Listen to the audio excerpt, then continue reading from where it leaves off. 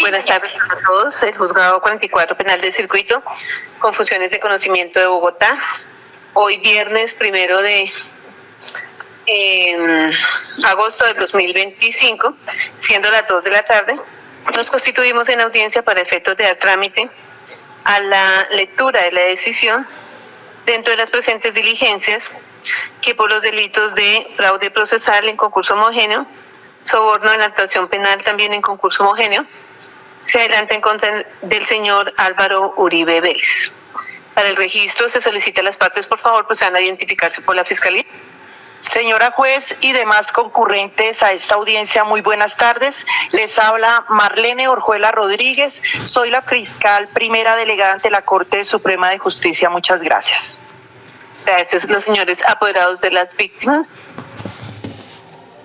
Su señoría, muy buenas tardes para usted, extensivo a los miembros de su despacho, de igual manera para la delegada de la Fiscalía General de la Nación, igualmente para la representación de víctimas, en particular para el senador Iván Cepeda, para la médica Deyanira Gómez, un saludo también para el doctor Juan David León, el doctor Reinaldo Villalba, para el representante del Ministerio Público y un saludo para la defensa, Miguel Ángel del Río, identificado como aparece al interior de este expediente, mi condición de apoderado de la médica Deyanira Gómez. Muchas gracias. Gracias. Doctor Reinaldo.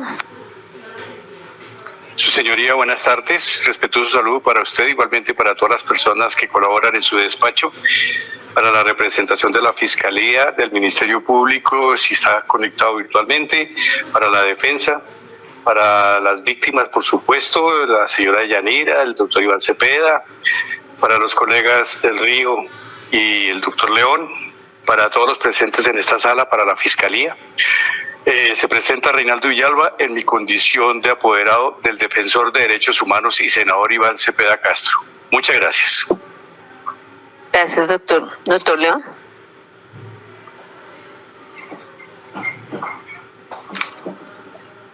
Su señoría, buenas tardes para usted, para las personas que colaboran en su despacho y que hacen posible esta diligencia de manera mixta, por supuesto también para la señora fiscal y su grupo de apoyo, como para los apoderados de las víctimas, el doctor Miguel Ángel del Río, el doctor Villalba, también especial saludo para el equipo de apoyo de la fiscal que nos acompaña el día de hoy, al senador Iván Cepeda, a la doctora Deyanira y a la bancada de la defensa. Mi nombre es Juan David León Quiroga, identificado con datos civiles y profesionales como ya reposa en el expediente, actuando en calidad de apoderado de los doctores Eduardo Montealegre y Jorge Perdomo, quienes me piden el favor que le extienda unas excusas a su despacho por no comparecer el día de hoy, pero por asuntos profesionales pues no pueden concurrir. Sin embargo, están haciendo constante seguimiento de estas diligencias. Muchísimas gracias. Gracias, doctor. Las presuntas víctimas, señor Cepeda. Buenas tardes, señoría. Un saludo a usted y a todas las personas presentes. Soy Iván Cepeda Castro, senador de la República y defensor de derechos humanos. Gracias. La señora Deyanira. Muy buenas tardes, su señoría, para usted, para todo su equipo de trabajo, para todos y todas las presentes el día de hoy. Me presento Deyanira Gómez Sarmiento, identificada al interior de su proceso en calidad de presunta víctima. Muchísimas gracias. Gracias. El señor delegado del Ministerio Público, doctor Vladimir. Señora juez, muy buenas tardes. Reciba usted un cordial y respetuoso saludo que extiendo a todos los que participan de la diligencia, tanto de modo presencial como virtual. En representación del Ministerio Público, Vladimir Cuadro Crespo, procurador tercero delegado para la investigación y juzgamiento penal. Muchas gracias. Gracias. Los señores defensores, doctor Jaime Enrique. Señoría, un saludo como siempre respetuoso a usted, a su equipo de trabajo. Extensivo, por supuesto, también a la señora fiscal, a su equipo de trabajo, a los abogados de las alegadas víctimas y a las mismas presentes en la sala de audiencias y conectada en forma virtual. También dirigido al señor procurador y su equipo de apoyo y naturalmente y de manera muy especial al señor expresidente y ex senador, el doctor Álvaro Uribe Vélez, y a todo nuestro equipo de defensa. Se dirige ante usted Jaime Enrique Granados Peña, de datos civiles y profesionales ya conocidos en la presente actuación, en mi rol de defensor principal del tutor Álvaro Uribe Vélez. Me acompaña conectado virtualmente el profesor Jaime Lomana Villalba, quien ha actuado como defensor principal suplente, y también en sala está físicamente presente el doctor Edgar Barraza para lo que se requiera en función de apoyo. Muchas gracias, señoría. Gracias, doctor. Doctor Jaime Lombana. Señoría, muchas gracias. Presento un respetuoso saludo a usted, a los funcionarios de su despacho, a todos los presentes. Mi nombre es Jaime Lombana Villalba, funjo como equipo de defensa del doctor Álvaro Uribe Vélez. Gracias. Gracias, doctor. ¿El señor procesado? Buenas tardes, señora juez. Álvaro Uribe Vélez presente. Saludo respetuoso. Gracias, muy amable. Para el registro se deja constancia que esta actuación se encuentra radicada bajo el número 11-0016 3010 22 020 0027 600.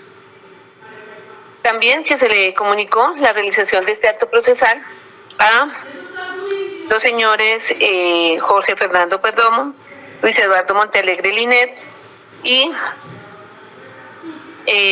quienes tenían conocimiento pues previo de la realización de este acto procesal. Así también, cumpliendo el compromiso adquirido el día lunes, hacia las 10 de la mañana se les remitió un primer correo de la sentencia. Había tenido problemas con la firma electrónica, pero una vez los ingenieros de Palo Quemado me ayudaron a solucionarlo. Se las remití, había cometido un error en la parte resolutiva en cuanto a que no era lo mismo que decía en números, en letras, creo. Pero inmediatamente mi equipo se dio cuenta, lo pudimos corregir y se envió la sentencia corregida, cumpliendo ese compromiso que creo que algunos no cumplieron de mantenerlo en reserva, porque más nos demoramos en enviarlo que algunos medios de comunicación, entre los que me reportaron en primer lugar que habían publicitado esta sentencia, lo fue Blue Radio. También tengo entendido que algunos de los hijos del señor procesado, que no tuvieron la gallardía de venirlo a acompañar acá cuando vino a hacer presencia, pero sí hacer publicaciones en contra de la suscrita vía los medios de comunicación y todo. Pero, señora juez. Sí, señor, tranquilo. Protesto enérgicamente por este tratamiento a mis hijos. Usted me ha tratado a mí de la peor manera, se lo he respetado, pero no le acepto que se meta con mi familia. Bueno, sí, señor, tranquilo, yo no me estoy metiendo con su familia y nunca lo haré, siempre lo he respetado. Como usted como persona, primero que todo, también lo he respetado por los honores que ha tenido de dirigir nuestra patria, pero es simplemente dejando la constancia de lo que sucedió en las horas de la mañana, que se dice que se filtró la sentencia, que primero, respetuosamente. por favor, se puede callar, señor Uribe, y si usted quiere, con mucho gusto, eso no me callo. Con mucho gusto le doy el uso de la palabra para que deje las constancias.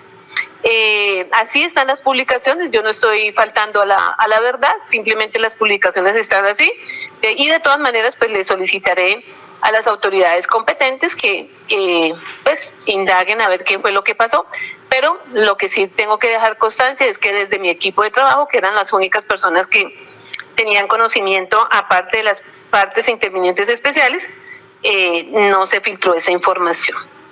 Hoy sí seré breve, entonces solamente vamos a dar lectura. Sí, doctor. Perdón, había levantado la mano, pero me di cuenta que usted no vio que yo había levantado la mano, entonces por eso le pido el uso de la palabra para dejar una breve constancia ante lo que ha sucedido, porque me consta personalmente que no solamente nadie, ni yo ni nadie en mi equipo de defensa, hizo ninguna filtración sobre una decisión que recibimos finalmente hacia las 10:52 de la mañana y que fue publicada por varios medios, y que la reacción a que usted alude de algunos de los miembros de la familia del doctor Rodríguez Vélez fue en respuesta a lo que los medios publicaron. Y en este país sigue rigiendo, a pesar de que algunos no lo quieran, la libertad de expresión.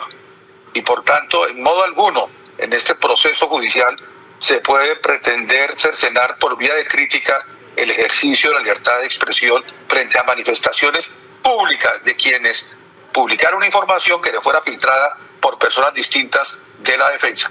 Quería dejar esa constancia, señoría. Gracias, doctor Jaime Enrique. Yo de todas maneras no, simplemente fue la información que de la oficina de prensa de Palo Quemado recibí. No tengo nada, como lo he dicho, nada contra ninguna otra una persona en particular. Simplemente enviaron las publicaciones que habían recibido y yo procedí a demostrar que a quienes únicamente habían enviado la sentencia. Previo entonces a dar lectura a esa parte resolutiva, y pues es el momento de extender los agradecimientos a todos y cada uno de las personas que permitieron adelantar este juicio dentro de los términos que dispone el ordenamiento jurídico. En primer lugar, debo extender el agradecimiento a mi equipo de trabajo, Lisma Gibi, Mary Elena, María Paula, Estefanía y Lauri, quienes entregaron todos sus conocimientos, sus fuerzas, el tiempo con su familia para cumplirle al Estado. En el camino de este proceso hubo otras personas, Yorli, Marcela, que por mejores condiciones laborales se fueron, pero que de todas maneras también les extendemos a todos aquellos que hicieron parte en este tiempo del Juzgado 44.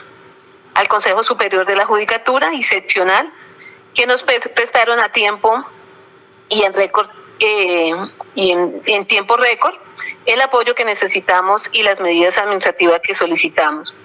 También al Tribunal Superior de Bogotá por haber permitido con sus prontas decisiones que pudiéramos adelantar este juicio sin contratiempos. A las partes intervinientes especiales por su dedicación, compromiso para con la Administración de Justicia, tanto en este proceso como de los muchos que tenemos a nuestro cargo, que flexibilizaron sus agendas, compareciendo incluso a las audiencias que los citábamos a las 7 de la mañana, con tal de no truncar el desarrollo normal de los otros procesos. También a la Dirección Seccional de Administración Judicial, al Centro de Servicios, a la Oficina de Apoyo, a la Mesa de Ayuda, al CENDOT, a la Policía Nacional, a los ingenieros de Palo Quemado, por su compromiso, solidaridad, quienes trabajaron hombro a hombro con el juzgado para que todas esas audiencias se pudieran realizar en debida forma. También extender ese agradecimiento a las demás entidades estatales que cumplieron fielmente el principio de colaboración armónica consagrado en el artículo 113 de la Carta Política. Esto es al INPET, a la Fiscalía, a la Procuraduría, al Consulado de Relaciones Exteriores, que nos prestaron el apoyo para todas las remisiones que les solicitamos y que no fuese un motivo para que no se pudieran realizar las audiencias. Entonces ahora se procede a dar lectura, como lo habíamos establecido. Únicamente a la parte resolutiva dice: culminada la etapa procesal del juicio oral, se profiere la sentencia de carácter condenatorio anunciada en este proceso, adelantado en contra de Álvaro Uribe Vélez como determinador de los delitos de fraude procesal en concurso homogéneo y heterogéneo, con soborno en la actuación penal y absolutoria respecto del soborno sin que se evidencie transgresión de las prerrogativas constitucionales y legales de las que son titulares las partes e intervinientes especiales, cuya parte resolutiva es del siguiente tenor literal, comillas. De lo expuesto, el Juzgado 44 Penal de Circuito, con funciones de conocimiento de Bogotá, administrando justicia en nombre de la República y por autoridad de la ley, resuelve: primero, absolver a Álvaro Uribe Vélez, identificado con cédula de ciudadanía 70-041-053 de Medellín, de la conducta de soborno en relación con el evento denominado Hilda Niño Farfán. Igualmente se le absuelve el delito de fraude procesal en el evento denominado Pacho, Cundinamarca, en relación con Harlington Mosquera, de conformidad con las motivaciones antes expuestas.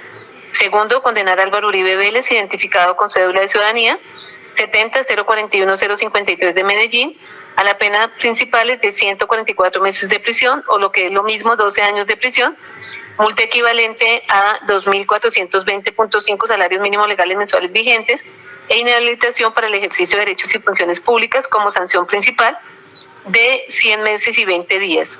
Como determinador penalmente responsable el delito de soborno en actuación penal en concurso homogéneo, en concurso heterogéneo con fraude en concurso homogéneo, fraude procesal en concurso homogéneo. Prueba esta rutina de 10 minutos con ChatGPT cada mañana. Mira cómo se transforma tu forma de trabajar. Seamos realistas, la mayoría de la gente usa ChatGPT como si fuera Google. Copian, pegan, hacen una pregunta básica y siguen adelante. Así no es como las personas inteligentes. de la Ley 599 de 2000, adicionado por el artículo 23 de la Ley 1709 del 2014, previa caución o póliza judicial para garantizar el cumplimiento de sus obligaciones por la suma de 4 salarios mínimos legales mensuales vigentes. Cuarto, comisionar como quiera que el señor Uribe Vélez reside en Río Negro, Antioquia. Se dispone comisionar al Centro de Servicios Judiciales de dicha localidad para que reciba la caución que aquí se impone, la que deberá consignarse a favor del Centro de Servicios Judiciales del Sistema Penal Acusatorio en la cuenta bancaria 110012048001, si se presta mediante caución o la correspondiente póliza judicial, igualmente para que ante dicho centro suscriba la diligencia de compromiso y se libre la correspondiente boleta de encarcelación, debiéndose por parte del establecimiento carcelario encargado de la vigilancia proceder a su traslado inmediato a su domicilio, donde cumplirá la prisión domiciliaria y se realizarán los controles respectivos. Quinto, dar cumplimiento por el Centro de Servicios Judiciales del Sistema Penal Acusatorio a lo dispuesto en la cápite de otras determinaciones. Esta decisión queda notificada en estrados. Contra la misma procede el recurso ordinario de apelación ante la Sala Penal del Tribunal Superior de Bogotá, recurso que debe ser interpuesto en este momento procesal y que puede ser sustentado oralmente dentro del mismo o por escrito dentro de los 5 días siguientes. Para efectos de los recursos, señora fiscal. Gracias, su señoría, sin recursos por parte de la... Perdón, su señoría, antes del trámite de los recursos, disculpe, señora fiscal, cuando usted comenzó la lectura de la parte resolutiva, que por supuesto no la interrumpí, su señoría, ni me faltaba, pero sí levanté la mano, dejé la constancia para poder solicitarle lo siguiente. El entendido de esta defensa es que al término de la audiencia de lectura, el sentido del fallo, era que se nos iba a comunicar temprano en la mañana de hoy por escrito, atendiendo una práctica, más que precedente, una práctica de la Sala de Instrucción de la Honorable Corte Suprema de Justicia para dinamizar estas audiencias, para que pudiéramos conocer el texto de la misma y que se socializara lo relevante en el momento de la instalación formal de la audiencia, incluyendo por supuesto la parte resolutiva, no faltaba. Pero ciertamente, teniendo en cuenta, uno, que recibimos a las 10:54 el texto de 1114 páginas, que es la versión, entendemos, final de la sentencia, es decir, hace relativamente poco tiempo. Y en segundo lugar, que ciertamente una muy rápida lectura, que ustedes entenderán que de 1114 páginas no se hace tan breve tiempo, indica que hay múltiples aspectos de esta decisión, de esta sentencia, que evidentemente pues, no fueron objeto de abordaje en el sentido del fallo, porque la naturaleza del sentido del fallo es eso, sentido del fallo, aunque haya sido prolijo y no reemplaza la sentencia en su contenido. Diría que cerca de unas 3/4 partes de la sentencia, puesto que la parte emotiva abarca casi 900 folios, realmente pues, no fueron tocados en el sentido del fallo, porque pues, simplemente ese no era el objetivo del sentido del fallo. Creo que el principio de publicidad, que es norma rectora del procedimiento y desarrollo de garantías fundamentales previstas en el bloque de constitucionalidad, tanto en derecho convencional como también en nuestra Constitución, pues se podría haber menguado al no publicitarse el día de hoy aspectos pues medulares de esta larga sentencia. Y creería, su señoría, con todo respeto, que en la sola lectura de la parte resolutiva pues no comunica este principio de publicidad de la sentencia, que es lo que nos convoca el día de hoy. Entonces, sobre esa base, su señoría, pues solicitaría que por favor se le diera lectura de aquellos aspectos que no fueron mencionados en el día lunes pasado, para que la garantía de publicidad se respete hasta el último momento de nuestro procedimiento oral acusatorio, y por supuesto, una vez concluido ese trámite, darle curso, como usted ahora lo indicó, a lo que procede desde el punto de vista de la notificación en estrados para efectos de la interposición de los recursos ordinarios de apelación para quienes tenemos interés jurídico para proponerlo. Entonces, esta moción, señoría, a eso se refiere, en atención a ese respeto que hay que hacer gala de todos los principios y garantías que conforman nuestro procedimiento penal, y no es menos importante esa garantía de publicidad. Gracias, señoría. Gracias, doctor Granados. En el sentido del fallo, doctor, se abordó uno a uno los eventos que se denominaron Picota, Neiva, en relación con el testigo Juan Guillermo Monsalve. También se abordó lo relativo a los sobornos en relación con Carlos Enrique Vélez Ramírez, Eurídice Cortés Velasco. Se abordó los dos fraudes procesales que finalmente se fueron imputados y acusados. El primer evento, Carlos Enrique Vélez Ramírez, previo a la emisión del auto inhibitorio de la Corte Suprema de Justicia, y los posteriores que se dieron también con una suscripción de un memorial acompañado de unas cartas por Carlos Enrique Vélez Ramírez, y en las cuales se fundamentó el abogado Diego Javier Cadena Ramírez para solicitar la revocatoria de ese auto inhibitorio, lo que se le denominó evento Tuzo Sierra, lo que se denominó también el evento de los presos de Cómbita, lo que se denominó, si no la memoria no me falla, ¿no? Eso es en Harlington, que obviamente por lo de Harlington se indicó que efectivamente no se había acreditado ese comportamiento, se le está absolviendo. Lo mismo sucedió con Hilda Niño, que se le absolvió en relación con el soborno.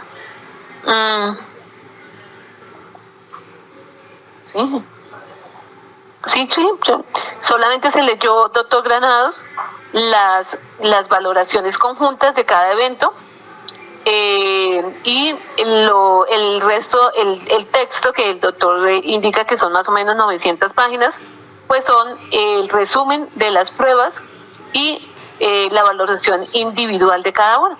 Pero en la valoración conjunta, entonces consideraría, doctor Granados, salvo mejor criterio, que allí se abordaron todos los temas. Lo único que restaría era lo que sí no he publicitado, las consideraciones en relación con la individualización de las penas, que si usted está de acuerdo, le doy lectura integral, no tengo ningún inconveniente, doctor Granados. Gracias, señoría. Sí, pues yo obviamente, como lo he hecho en este proceso, esté o no esté de acuerdo con usted, siempre he respetado sus decisiones. Si eso es lo que usted estima, lo acataré con esta moción que he dejado, pero ciertamente, como usted lo ha indicado, no se dijo en el sentido del fallo, porque no correspondía todo el tema relacionado con la individualización, dosificación de la pena, ni tampoco en relación con el tema de la libertad del doctor Álvaro Uribe Vélez. Así que le rogaría el favor, por lo menos, entonces, esto que evidentemente no se dijo una sola palabra, porque no correspondía, dar la debida publicidad el día de hoy para que se respete esa garantía. Doctor, no hay ningún inconveniente. Individualización de las penas, de la pena principal. Para establecer la aflicción a imponer, el Código Penal fija el procedimiento, el cual inicia con la determinación de los límites mínimos y máximos en los que el juez ha de moverse, para lo cual también deberá tener en cuenta las circunstancias que lo modifiquen, si las hubiera imputado, y las reglas previstas en el artículo 60 de la misma normativa. Una vez definido el ámbito punitivo de movilidad, este se dividirá en cuartos, dentro de los cuales el juez se moverá de acuerdo con las circunstancias de atenuación o agravación deducidas o de concurrencia de estas, conforme al inciso segundo del artículo 61 del Código Penal. Asimismo, el inciso tercero de la misma disposición prevé los factores de ponderación que permitirán recorrer el respectivo cuarto del ámbito punitivo de movilidad, sin que la aplicación de estos criterios permita fijar la pena en un cuarto distinto al determinado previamente. Ahora, como en el presente evento estamos frente a un concurso de conductas punibles, debemos remitirnos al artículo 31 del Código Penal para determinar la sanción para cada uno de los delitos imputados y acusados. Así, establecer la pena más grave según su naturaleza para tomarla como delito base e incrementarla hasta en otro tanto sin que fuere superior a la suma aritmética. De otro lado, Respecto de los límites que se han reconocido para regular la discrecionalidad del juez en eventos de concurso de conductas punibles, se tienen los siguientes.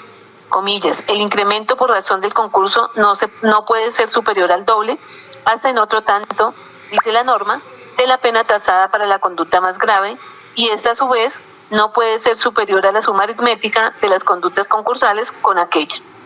Cierra comillas. Además, conforme el inciso segundo del artículo 61 del Código Penal, este despacho deberá moverse dentro del primer cuarto medio de cada comportamiento enrostrado, en virtud a las circunstancias de atenuación y agravación genéricas que se atribuyeron, descritas las primeras, en el artículo 55, numeral primero del Código de las Penas, al carecer el procesado de antecedentes penales, y las segundas, contenidas en el artículo 58 biden, numerales 9 y 10, por la posición distinguida que el sentenciado ocupe en la sociedad y porque obró en coparticipación criminal.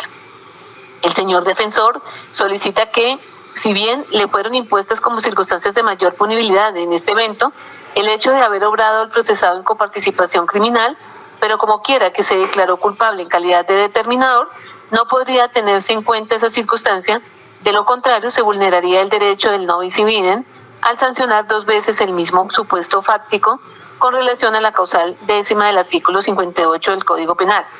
Considera tampoco es dable su aplicación teniendo en cuenta la fundamentación para declarar la calidad de determinador por la relación de ascendencia dado sus dignidades de las que se valió para incurrir en el punible.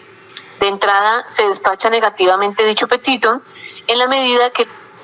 ¿Cómo saber si alguien te espía? De hecho es muy fácil. Tienes que revisar tu teléfono si notas una de estas señales. Fíjate en esto. Tu teléfono...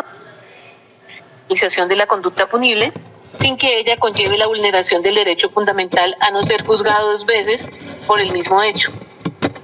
No bis in idem, descrito en el artículo 29 de la Carta Política, el cual comprende las siguientes hipótesis, comillas. A. La prohibición de investigar, acusar, enjuiciar o sancionar penalmente a una persona por un delito por el cual ya ha sido juzgada en un proceso penal anterior, sea que haya sido absuelta o condenada. B. La prohibición de agravar la pena imponible a un comportamiento delictivo en virtud de una circunstancia que ya fue tenida en cuenta como elemento constitutivo del tipo penal. Cierra comillas. Así, es claro que en este evento, el hecho de haber obrado el aquí procesado como determinador no es un elemento constitutivo del tipo penal de soborno en la actuación penal ni fraude procesal, y para dar sustento a nuestra determinación basta con citar lo decantado de vieja data por la Corte Suprema de Justicia, así comillas. Evidentemente, la causal de agravación en comento castiga con mayor rigor punitivo la complicidad preordenada, como lo llama Ferri, esto es, la plural intervención de varios agentes en la realización de la conducta punible, en la medida en que independientemente de cada uno de los sujetos deba responder por su participación delictiva a título de autor o de cómplice, y que dada dicha condición esté fijada la medida punitiva de su responsabilidad. La circunstancia mayormente peyorativa añade un plus de reproche al momento de la cuantificación de la pena, bajo el entendido que cuando actúan en la realización del hecho varias personas, no solamente se obra sobre seguro, ampliando en mayor grado la eficacia y seguridad del propósito delictivo, sino que la cooperación colectiva preordenada hacia la producción del resultado finalmente perseguido configura un atentado en el que se pone en mayor riesgo el bien jurídico protegido, con evidentes repercusiones de mayor impacto en los asociados.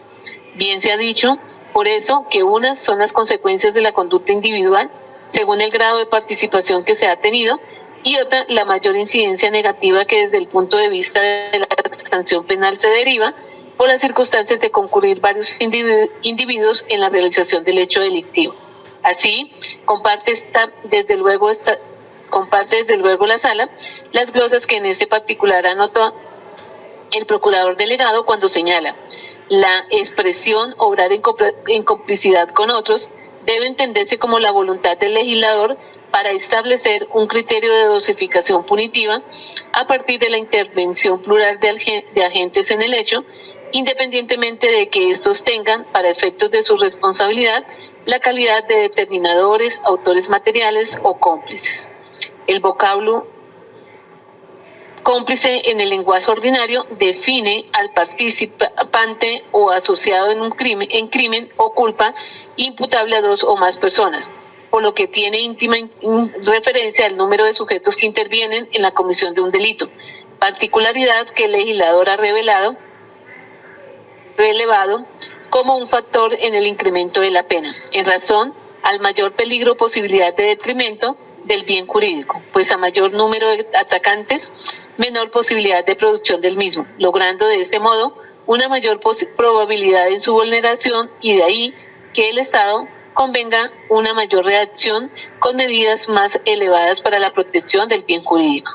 Si al término complicidad se le diera un sentido estrictamente jurídico penal, la circunstancia genérica aludida incrementaría la sanción exclusivamente para el autor del hecho y a condición de que él hubiera sido ayudado por un cómplice, dejando por fuera de estos parámetros a los coautores simples, quienes obran sin el auxilio de cómplices, quienes bajo esa interpretación serían penados en cuantum inferior al autor que se vale de un cómplice, a pesar de tener un mayor compromiso en el hecho punible, lo cual sería realmente un contrasentido, cierra comillas.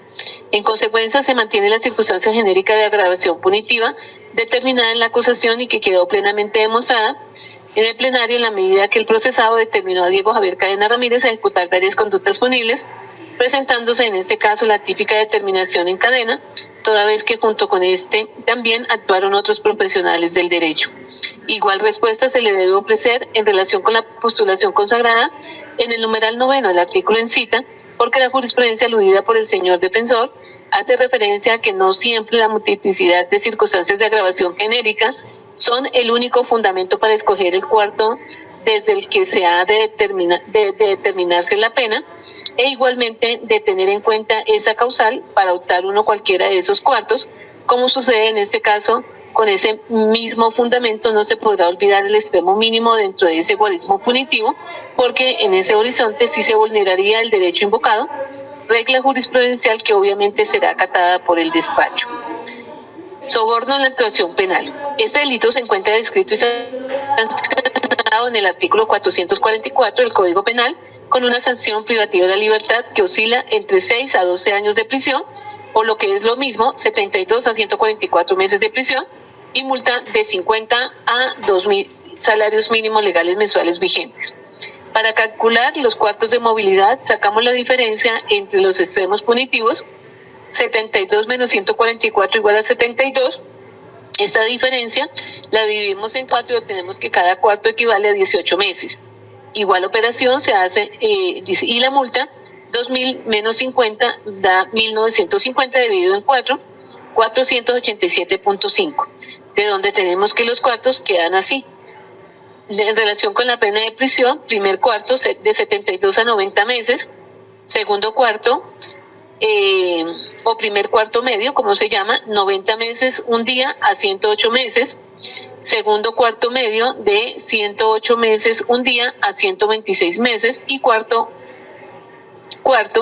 de 126 meses un día a 144 meses. La multa queda de 50 a 537,4 salarios mínimos, el cuarto mínimo, el primer cuarto medio de 537,5 a 1.024, el segundo cuarto medio de 1.025 a 1.512.4 y el cuarto máximo de 1.512.5 a 2.000. De otro lado, ponderando los aspectos que se contrae el artículo 3 del artículo 61 de la ley 599 de 2000, ya analizado, se tasa la sanción teniendo en cuenta la mayor o menor gravedad de la conducta, el daño real o potencial creado, la naturaleza de las causales que agraven o atenúen la punibilidad, la intensidad del dolo, la pretérita intención o la culpa concurrente, la necesidad de pena y la función que ella ha de cumplir en el caso de su examen. Acerca de la naturaleza y modalidad de la conducta, la misma reviste de una gravedad colosal, pues tiene la potencialidad de distorsionar la verdad, hacer incurrir en error a funcionarios judiciales del más alto nivel jerárquico, impidiéndose que las decisiones tomadas estén revestidas de realidad, llevando a impunidad los delitos o la sanción de inocentes y, por supuesto, a entregar beneficios a personas que generan daño con su comportamiento, al punto de señalar de actuaciones deshonrosas e inclusive de delitos a terceros que no tuvieron ninguna participación. En lo que tiene que ver con la necesidad de la sanción y la función que ella debe cumplir, se debe señalar en el específico caso que la pena impuesta al enjuiciado tiene como fundamento la prevención general, a efecto que el conocimiento por parte de los ciudadanos los disuada de cometer conductas punibles, se genere una percepción de confianza en las instituciones al ser testigos de conductas punibles y evitar que este tipo de comportamientos generen sensación de impunidad, y la prevención especial para que el enjuiciado se abstenga de cometer nuevamente comportamientos delictivos o pena de incurrir en sanción análoga. Asimismo, la retribución justa para que una vez cumplido el castigo pueda recuperar la confianza que perdió. En virtud de lo anterior, y como quiera que la mayoría de las circunstancias tenidas en cuenta se encuentran implícitas en la misma gravedad de la conducta, considera el despacho prudente fijar la pena en 91 meses de prisión. Pero como quiera que esta conducta se cometió en concurso homogéneo, fueron 3 testigos, de los cuales se acreditó soborno por interpuesta persona, en este caso Juan Guillermo Monsalve Pineda, Carlos Enrique Vélez Ramírez y Euridice Cortés Velasco. Se aumenta la pena por los 2 delitos restantes en 29 meses, para un total de 120 meses de prisión. En lo que tiene que ver con la multa, la mencionada normatividad ordena que se tasará teniendo en cuenta el daño causado con la infracción, la intensidad de la culpabilidad, el valor del objeto del ilícito o el beneficio económico reportado por él mismo, la situación económica del condenado, de acuerdo con su patrimonio, ingresos, obligaciones y cargas familiares, y las demás circunstancias que indiquen su posibilidad de pagar. De esta manera se halla que el daño que ha causado el señor Uribe Vélez con su conducta resulta gravoso, por cuanto acaeció contra la recta y eficaz impartición de justicia. No obstante, la Fiscalía no reportó algún monto del beneficio económico que el procesado pudo tener en su actuar delictivo, ni tampoco su situación económica, por lo que se impone la pena de multa mínima establecida 537,5, pero como fueron 3 sobornos, se impone finalmente la multa de 1.612.5 salarios mínimos legales mensuales como pena de multa a imponer. De acuerdo con lo preceptuado en el numeral 4 del artículo 39 del Código Penal, comillas, acumulación, en caso de concurso de conductas punibles, las multas correspondientes a cada una de las infracciones se sumarán, pero el total no podrá exceder del máximo fijado en el artículo para cada clase de multa.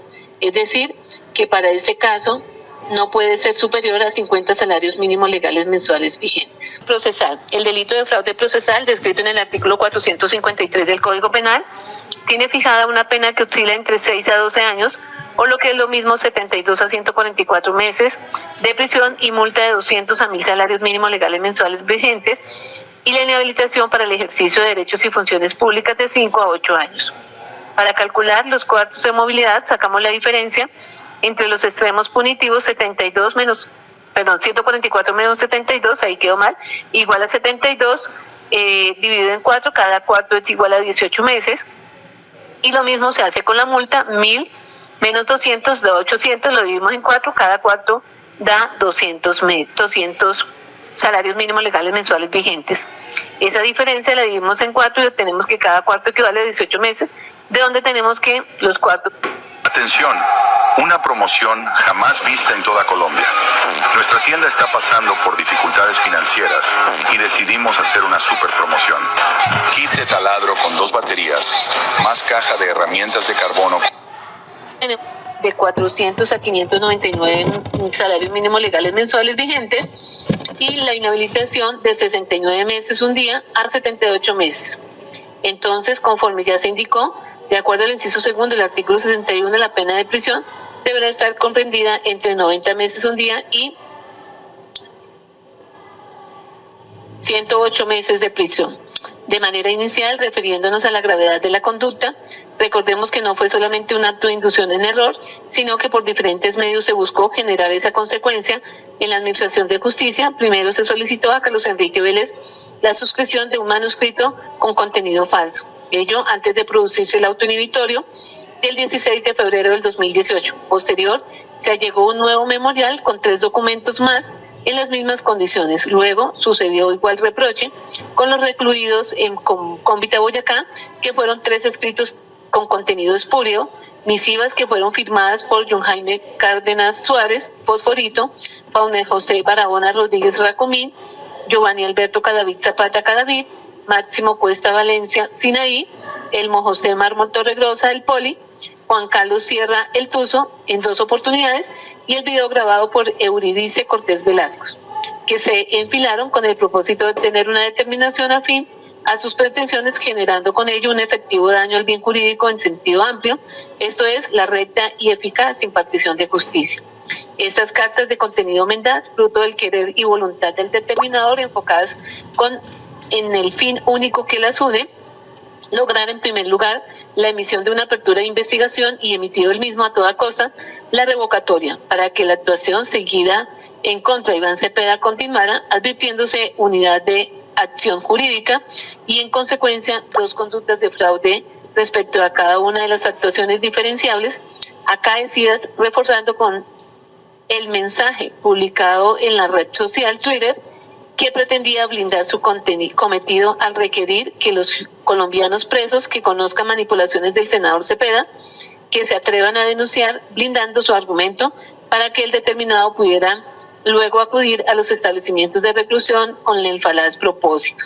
En consecuencia, dado que, como se ha establecido, la obtención de los documentos ocurrió en momentos distintos, uno antes del auto inhibitorio y otros 9 en total, con posterioridad, pero con un propósito común orientado a iniciar y mantener vigente la actuación en contra de Iván Cepeda, resulta incontrovertible la configuración de al menos 2 conductas constitutivas del delito de fraude procesal, una por el primer evento y otra por el conjunto documental posterior. Esta situación da lugar a un concurso homogéneo conforme previsto en el artículo 31 del Código Penal. Lo concerniente al dolo debe considerarse de gran entidad en la medida en que la forma en que actuó en su condición de abogado, sabía lo ilícito de su comportamiento, se empecinó en su ejecución haciendo cada vez más graves las imputaciones en contra de aquellos servidores que se vieron indirectamente afectados, como el fiscal, vicefiscal, magistrado auxiliar, entre otros. Por lo tanto, considera la instancia, se debe imponer como pena mínima para un evento de fraude procesal 94 meses de prisión, y en virtud del concurso se aumenta en 10 meses más, quedando en definitiva en 104 meses de prisión. La multa se impone en 404 salarios mínimos legales mensuales vigentes, pero como quiera que se cometió en concurso homogéneo, esa multa se suma, quedando en total por estos delitos en 808 salarios mínimos legales mensuales vigentes. Asimismo, la inhabilitación para el ejercicio de derechos y funciones públicas por un término de 73 meses. El concurso heterogéneo. Determinadas las penas para cada uno de los delitos, se establece que la conducta más grave resultó ser la del soborno en actuación penal, que adoptaremos como delito base, y sobre la misma la aumentaremos en 2 años en virtud del delito de fraude procesal. Por ello, la pena en definitiva queda tasada en 144 meses de prisión, o lo que es lo mismo, 12 años de prisión. La suma aritmética de las multas tasadas da un total de 2.420,5 salarios mínimos legales mensuales vigentes, que corresponde al total de la pena de multa a imponer, cifra que no supera los 50 salarios mínimos legales mensuales vigentes, máximo establecido en la norma reguladora. La sanción pecuniaria que aquí se impone, acorde con el artículo 42 del Código Penal, en concordancia con lo establecido en el artículo 10º y 11 de la Ley 1743 del 2014, debe ser cancelada por los condenados, dice, y lo correcto es el condenado, en el término de 10 días hábiles contados a partir de la ejecutoria de decisión a favor del Consejo Superior de la Judicatura. Accesorias. Respecto a la pena de inhabilitación para el ejercicio de derechos y funciones públicas, debe recordarse la tesis reiterada de la Corte, en el sentido de que cuando concurren tipos penales que prevén aquella como principal, prevén aquella pena como principal, y accesoria, se deben seguir los parámetros de tasación dispuestos para los eventos de concurso de conductas punibles, y en su definición ha de partirse de la pena más grave según su naturaleza, esto es, la establecida como principal. En consecuencia, al contrastar las 2 penas que corresponderían en cada caso por la inhabilitación para el ejercicio de derechos y funciones públicas, esto es, el delito de fraude procesal, que la consagra como principal, que quedó determinada en 73 meses, y la que correspondería por la conducta de soborno en la actuación penal, que es accesoria, determinada en 144 meses. Ahí hay que hacer la corrección. 120 meses para el delito de soborno. Esto es por un término igual al de la pena principal. La primera sería más grave, por lo que aquella adquiere el carácter de pena principal. Por tanto, al aplicar la misma proporción de aumento que se tuvo en cuenta para la pena de prisión, se tendrá en cuenta el incremento equivalente al 23,07%, que equivale a 27 meses y 20 días, y se impondrá como sanción principal la correspondiente a 100 meses y 20 días. En ese orden, la pena definitiva a imponer a Álvaro Uribe Vélez será de 144 meses de prisión, multa de 2.420,5 e inhabilitación para el ejercicio de derechos y funciones públicas, como sanción principal de 100 meses y 20 días. Mecanismos sustitutivos de la pena privativa de la libertad. Suspensión de la ejecución de la pena. Para verificar la procedencia de algún subrogado penal, en lo que atañe a la suspensión de la ejecución de la pena, se debe verificar el cumplimiento de los requisitos del artículo 63 del Código Penal. El mencionado precepto ha erigido como exigencia para la procedencia que, primero, la pena impuesta sea de prisión que no exceda de 4 años. 2, carecer de antecedentes y no estar siendo condenado por los delitos mencionados por el artículo 68A del Estatuto Punitivo. Y 3, que los antecedentes personales, sociales y familiares del sentenciado, cuando éste ha sido condenado en los 5 años previos por el delito doloso, indiquen que no es necesaria la ejecución de la pena. En el subyúdice, tenemos que la aflicción se irroga por los delitos de soborno en la actuación penal y fraude procesal, los que parten de una pena superior de 4 años que impone la norma, por lo que al no cumplirse el primer requisito nominal, la judicatura está vedada para conceder este tipo de beneficios. Prisión domiciliaria. De conformidad con lo señalado en el artículo 38b, adicionado por la Ley 1709 del 2014, en procura de la implementación de, sin sacrificar los fines señalados como fines esenciales de la pena consagrados dentro del Código Penal. Ahora bien, en relación con la prisión domiciliaria de conformidad con los artículos 38 y 38b del Código Penal, adicionado por el artículo 23 de la Ley 1709 del 2014, estatuidos como alternativas para el cumplimiento de la pena de la forma menos restrictiva de las garantías sin sacrificar los fines esenciales de la pena, se dispuso como requisitos normativos para su concesión los siguientes. Primero, que la sentencia se imponga por conducta punible, cuya pena mínima prevista en la ley sea de 8 años de prisión o menos.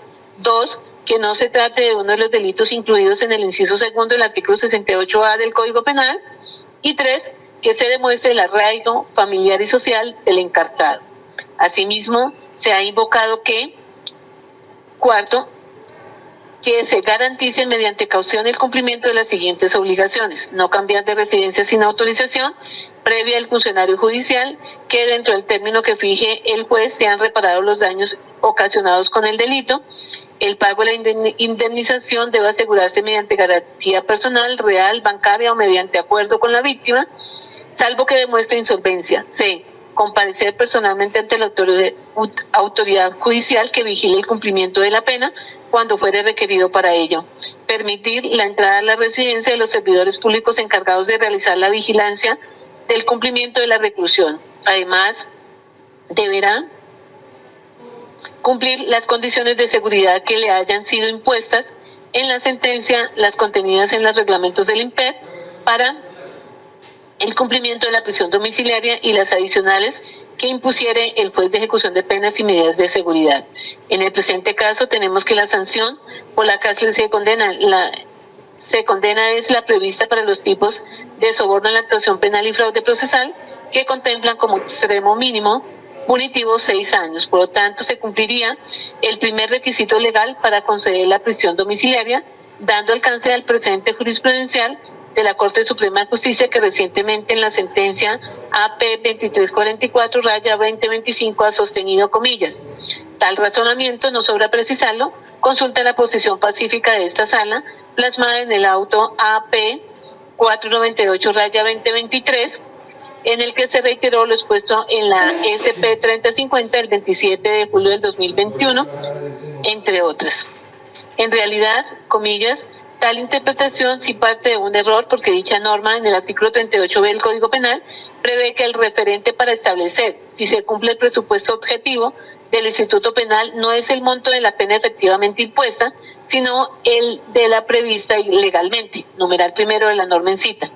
La postura de la censora deviene entonces de una incorrecta intelección del citado canon, porque considera que para otorgar la prisión domiciliaria resulta suficiente que la pena infligida en la sentencia no supere los 8 años de prisión. Sin embargo, la citada disposición no demanda tal postulado y por el contrario es clara al sostener que el guarismo a analizar es la pena mínima fijada en la ley para el delito por el cual se da la declaratoria de responsabilidad.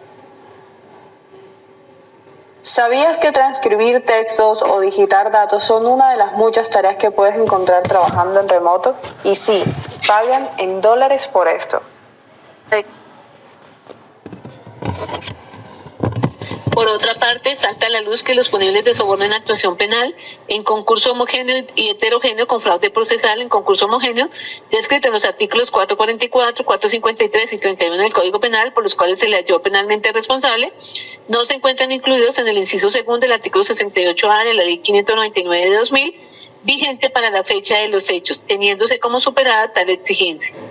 Prosiguiendo con la constatación de la concurrencia de los demás requisitos, es claro que el sentenciado Álvaro Uribe Vélez demostró su arraigo social y familiar en la vereda del Tablazo de la jurisdicción del municipio de Riboneo, Gran Antioquia, junto con su esposa Lina María Moreno Mejía, así como su grupo familiar, precisándose que el arraigo, al tenor de lo dispuesto en el artículo 312 del Código Rituario, del Estatuto Rituario, y las reglas jurisprudenciales de la Corte Constitucional, entre otras, en la sentencia C-1198 del 4 de diciembre del 2008, que han delimitado el término de domicilio, asociándolo con el asiento de la familia, de los negocios o trabajo y las facilidades que tenga para abandonar definitivamente el país o permanecer oculto.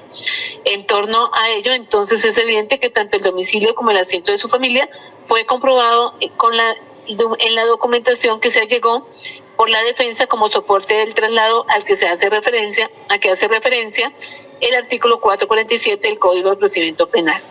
A modo de conclusión, tenemos que el encausado cumple cada uno de los requisitos hasta aquí verificados que están acotados en la norma antes mencionada y de acuerdo con ello, atendiendo la gravedad de los comportamientos y la trascendencia del bien jurídico vulnerado, se considera pertinente que el sentenciado preste caución prendaria en cuantía de 4 salarios mínimos legales mensuales vigentes en póliza judicial o en efectivo, mediante consignación en la cuenta de depósitos judiciales de ese juzgado para tal efecto.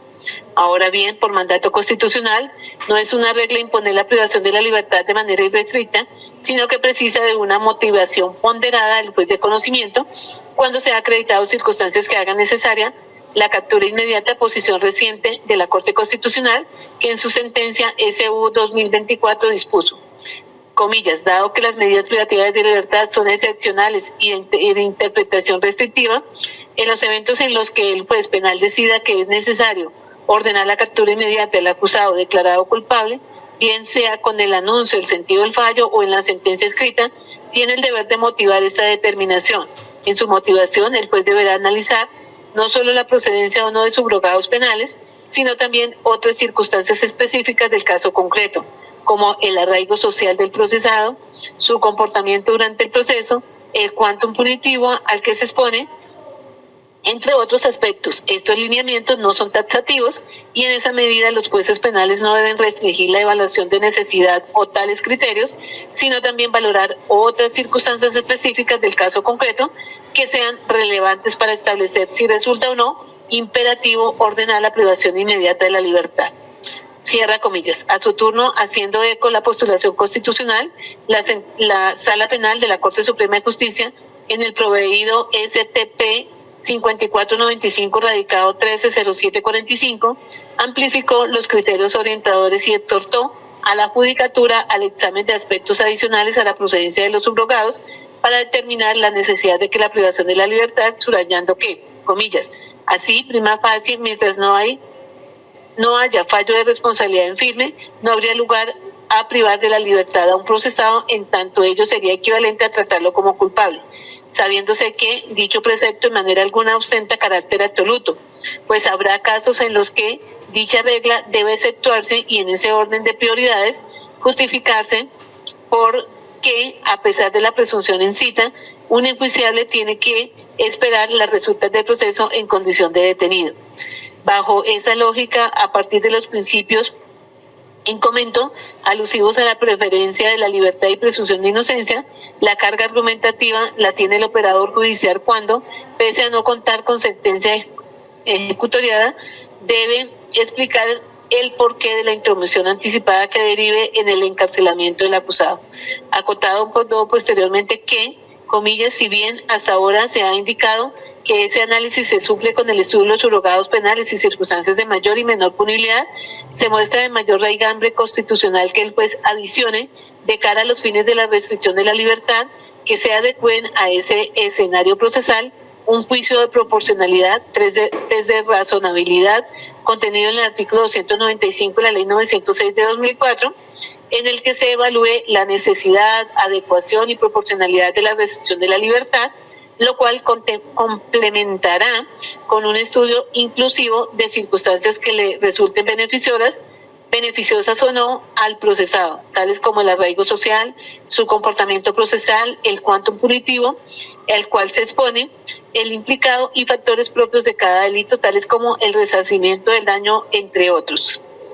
Solo después de esa evaluación se determinará si el procesado no privado de la libertad debe ser capturado inmediatamente o si, por el contrario, puede continuar en el estado de encarcelación en que viene.